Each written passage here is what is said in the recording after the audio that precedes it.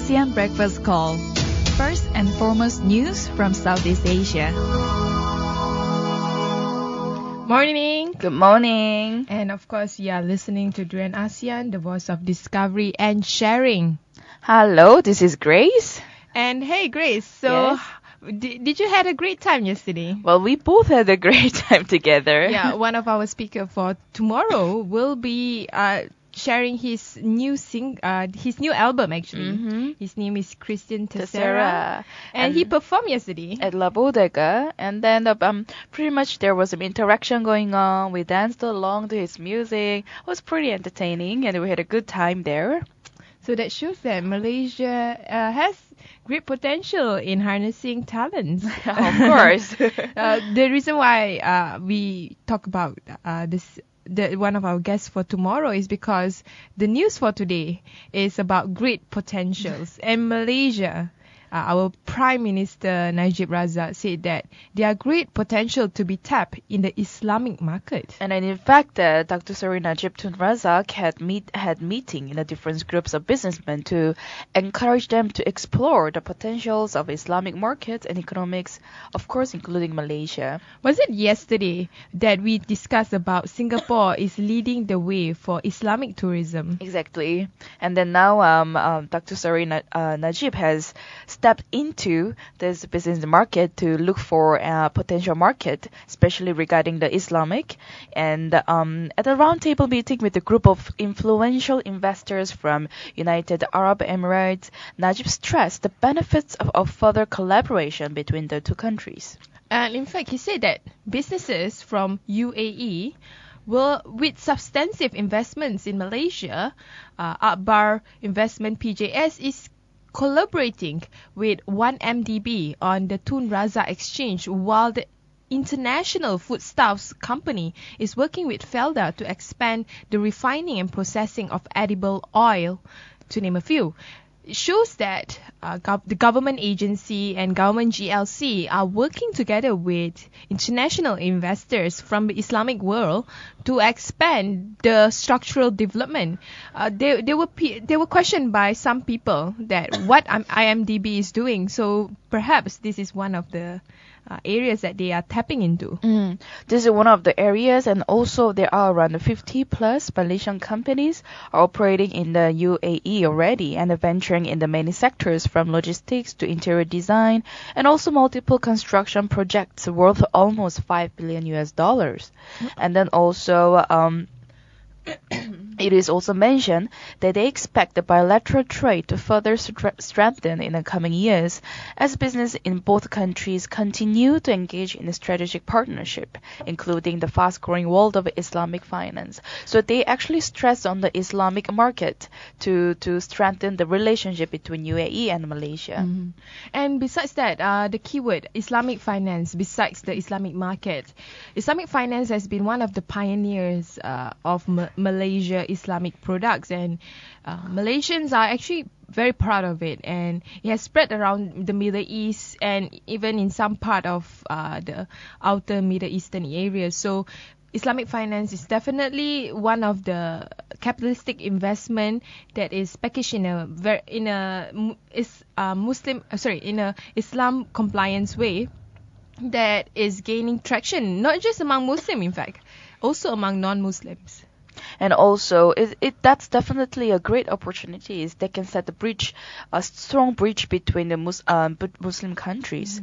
And also, our Prime Minister told the investors that Malaysia would assume the ASEAN chair next year, 2015, and the investors and businesses collaborating with Malaysia would then be accessing opportunities for sure in a much larger regional market. So, just to be clear, all this conversation were done in conjunction with the 10th World Islamic Economic Forum. The World Islamic Economic Forum is one of the notable forums in Malaysia that discuss on issues related to Islam, but more on the perspective of economy. Well, Najib also have told investors that Malaysia, being the ASEAN chair next year, he wants Malaysia to be opening up, not just in collaborating within ASEAN countries, but looking at a much larger regional market So, talking about the Islamic products, Singapore is leading the way. Malaysia is also paving the way. Indonesia, of course, is one of the largest Muslim population in the world, and definitely it has a huge market. Like you say, Muslim population is pretty huge. It's around 1.8 billion, and then the Islamic market was larger than China's, growing faster than Amazon and eBay combined, according to the research. Well, if you put in the population of Southeast Asia, which is around 600 million, with a combined GDP of 2.3 trillion US dollar, ASEAN is the fastest emerging as potentially huge regional market for goods and services. So, other than that, there's this one website called zilzar.com, zilzar.com. It's a website dedicated to halal traders.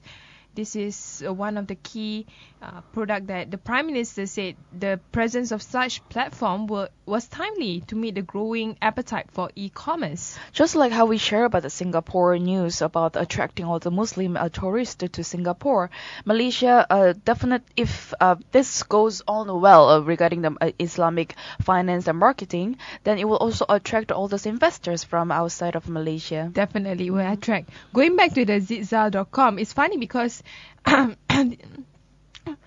with the Chinese market, they have Alibaba. Of course, with the Western market, they have Amazon. They have all eBay and all that. But with the market in the Muslim world, they're trying to create this website that is similar to Alibaba and all that, to dedicate all the Muslim product, especially for halal traders. So definitely they are targeting the certain communities, like Muslim communities for sure. And if you are talking about Malaysian-made product, zilzar.com is a Malaysian initiative. Moving on to another news. So talking about potential in economy, it can't be good if the politics of the country is not being really open up. And we are talking about a story in Thailand where the Thai youth are fearing junta school reform, which will dim job prospect, unfortunately. In fact, in May, there was a coup in Thailand, and also the government itself, the military government, actually prioritized school reforms to inculcate the strong sense of national identity or Thainess in a country whose traditional values hinge on the unquestioning respect for the monarchy, religion, and elders. So right Sounds now, like Malaysia. the education system is more or less similar, but however, the current government is trying to reform the school system. So when you mean by reform, it means that 16-year-olds and studying 13 hours a day, high school pupils that do not have time to waste matching up to a military-led government's idea of what makes a good Thai. And also, well, according to a few people, they said that the system might get even worse because of some of them really need to learn the English with extra lessons to catch up. It's interesting because, for example, a kid that is from, I would say, in a middle-class family with parents who earn together a combined income of 1.8 thousand US dollar a month, a more practical goal would be creating an education system that commands respect in the job market. People from the middle class would see that if you go to school, it must benefit your economic status. That's what they see it. And also, this government is definitely looking at the Singapore as a good example to compete against Singapore, or also our nation Malaysia, to actually step into and also improve the education system. And also there will be a new module introduced in moral soundness and virtues. So not only there he's emphasizing on the language, he's emphasizing on the other areas such as Thai history and culture. Sounds like not cool at all. Moral soundness and virtues. So I guess from here, the government is trying to educate people to become a good Thai. That was already introduced after he actually introduced the 2015 budget on the big portion to education system. So most of the budget is trying to teach Thai people how to be a good Thai. But not only that, he did raise teachers' payment and withdrawing the national curriculum with the aim to introduce at the start of the next school year in May. So this is the starting of reformation in the school system, but at the same time, it can benefit a certain community. But then, with the current education system in Thailand, they really need to catch up to have a certain standard. Definitely, they need to catch up. In fact, attempts by previous governments to bring students to speed up with their ASEAN peers, from free made in China computer tablets for distributed among primary school children to foreign exchange programs, all have proven ineffective and disastrous. In the UN Development Programme 2014 Human Development Index, Thailand ranked 89 out of 187 That's countries. pretty low. Very, very low. In education, is very, very low.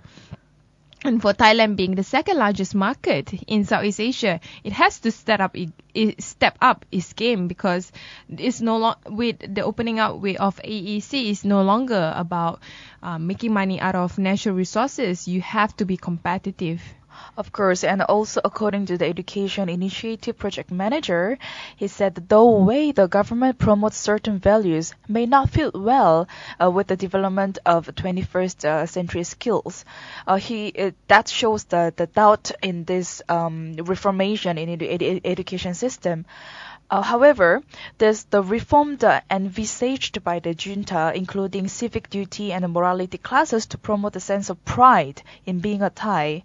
So he's really emphasizing on the becoming a good Thai, to be able to be proud of what Thai is like in the country. So at the end of the day, is it important to be a good Thai? Well, as long as the value and the cultures are still reserved and they know what they are, and also be able to educate people in a good direction, then being a good Thai is actually a good answer to this. Because in this article, it seems like being a good Thai, apart from that, should also focus on making money for the country.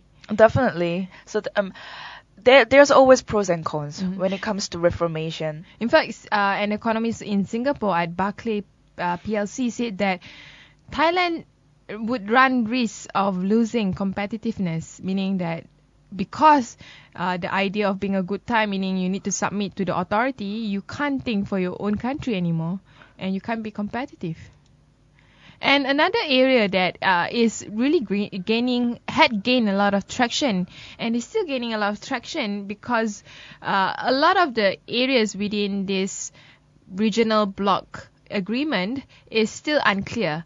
But it is reported that the Trans-Pacific Partnership is to be a game changer for regional economies. It is stated by the United States ambassador to Singapore. And then also negotiations for this TPP may be slow and laborious, but timeline for the implementation of the ambitious free trade agreement should not be an issue, as it is already said to be a game changer for regional economics. And also regarding the sideline of the seminar commemorating the 10th anniversary of the Singapore-US FTA, Mr. Waga actually noted when you have 12 parties, you want to try to get all the details right. The reason why it is taking so long is because it's an agreement that people expect to bound by. Once the agreement is settled, countries need to follow and be able to carry out the policy according to them. So perhaps it also takes some time to be able to settle down the agreement between the countries. But it's hard to settle down. It has been almost a decade for countries to discuss, to negotiate, and someone with a lot of citizens of that particular country negotiating. They seem to be very much anxious about this, because would this affect their lives, their livelihood in a negative way? Speaking of what kind of impact that TPP would have in each economy is TTP will remove trade barriers between 12 regional economies, including the US, Japan, Australia, Singapore, and Malaysia. But issues over market access to key industry in individual nations, such as the tussle between Japan and the US over the automotive industry, remain a major hurdle.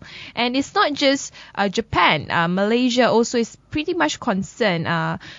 From what is being told, Malaysian diplomats are also looking seriously into this particular agreement because it should be a win-win situation by all countries involved.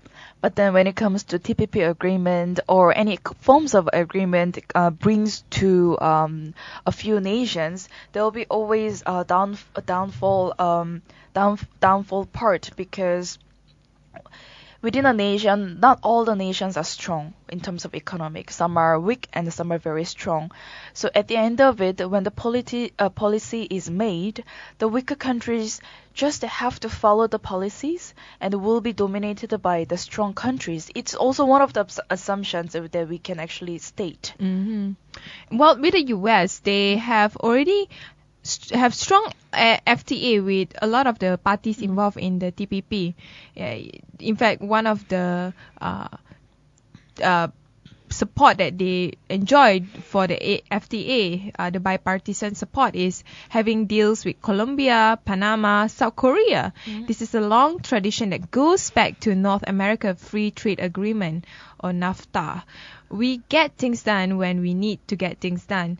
But that's the US way. When it comes to the global world, especially we are dealing with countries that are very concerned on free trade movement, like Japan, and maybe like Malaysia as well. So it's not easy to assume they might end up the same as what we want them, end up the same as what the US want them to end up with. But on the other hand, the trade between Singapore and the US, actually it's been grown quite tremendously since the bilateral FTA came to force in 2004. Even though the TPP has been slow, the trade and investment between these two countries were going pretty fast and steadily. And also speaking that about from the Singapore ambassador, he also noted that the trade deal has been a great success story so far. So this agreement between the US and Singapore has given the benefits to both nations. Mm-hmm.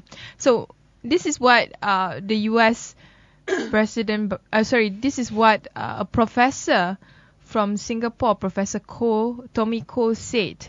He's the Singapore's ambassador at large.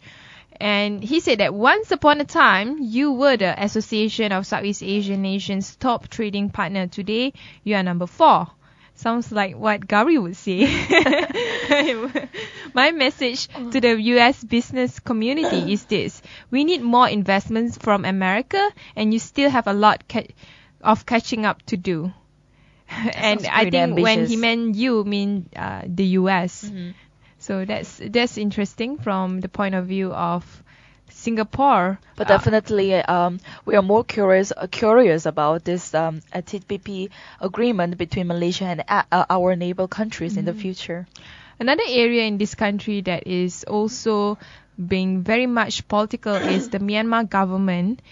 It is actually opening up. It is meeting political groups to sort of try to engage with all the different major political parties, and the Myanmar political and military leaders is expected to hold in this Friday, which is tomorrow, right? Mm-hmm. An unprecedented meeting with heads of major political parties and ethnic groups to discuss national reconciliation ahead of elections in 2015. Definitely, these topics will be discussed regarding the ongoing peace talk and also ethnic rebel groups and national reconciliation and reforms. And it will also be the first general election the next year, which is the Suu Kyi's and NLD has contested since it won the 1990 vote that the military ignored. And the party boycotted 2010 election held under military rule when Suu Kyi was under house arrest. So Aung San Suu Kyi is definitely going to meet with the President Thein Sein at Naypyidaw on Friday, and all this will be such a all this will be such an unprecedented meeting, because this is the first time they are actually seriously sitting down together, discuss on how they can somehow gauge together and trying to smooth out the differences that they have, so that they can have a better reconciliation ahead of the election. And the election is the first ever since for so long. I think yes, for sure. the last election would be the election where Aung San Suu Kyi won with a majority in the 90s. But since then, the government was run with a militant ideology, and only now they are only slowly opening the opportunities to receive investors from the outside of Myanmar. They are getting a lot of potential and also a lot of attention from other countries. And also participating at the Friday's talk will be Lower House Speaker Xue Man, Military Commander-in-Chief Senior General Min Aung Hlaing, and Kyun Tun Oh, Head of the United Nationalities Alliance, and other political and ethnic leaders. Myanmar is a very vast country with a lot of ethnic groups. So it's not just negotiating between different political factions, it's also between political and ethnic factions.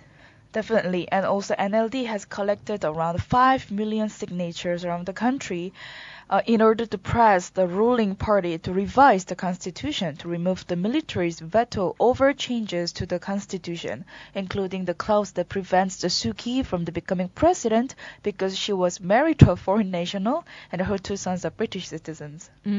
So 5 million signature is a huge lot Definitely, of people signing yes. the signature, and hopefully they can remove that veto that was put into the revised constitution, so that Suu Kyi at least have a chance to run for presidency. And the meeting of Naypyidaw will also address peace talk with rebel groups, some of whom have battled Myanmar's central government since shortly after independence from Britain. And another one area probably they need to discuss also, I'm not sure any of them would raise, is the plight of the Rohingya Muslim in Rakhine State. Besides, the plight of other ethnic groups in Myanmar that are constantly battling with each other, not because they want to fight, but because they want peace, and they are not getting it. The last news of today that is also about ASEAN is about ASEAN-China vow to strengthen cooperations. So ASEAN and China, we have a long relationship, ups and downs together with the South China Sea. Of course, it's a relationship that is very tremendous. It's a relationship that is very not very good with each other. But at the same time, ASEAN realized that China is the bigger brother that they need to respect, because China is a very gigantic country. Because it's just your neighbor. You cannot just simply say to your neighbor something bad, because at the end of the day, your neighbor is the closest to you to cause harm. So. And it is also the 8th meeting between the ASEAN and then China, centered on the issues like Arlene you mentioned on the South China Sea. And then both sides remained committed to a basic agreement signed in 2002 to promote the peaceful settlement of any conflict in the disputed waters.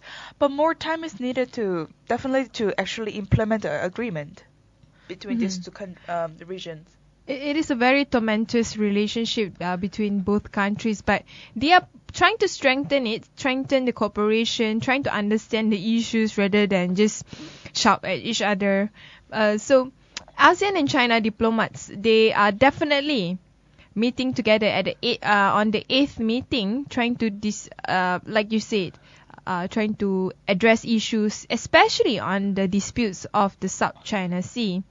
And senior Chinese and ASEAN officials has yet to agree on the time frame, nevertheless, for the implementation of the declaration on the conduct of parties in the South China Sea. But the two sides have agreed to enhance cooperation in many areas as confidence building measures.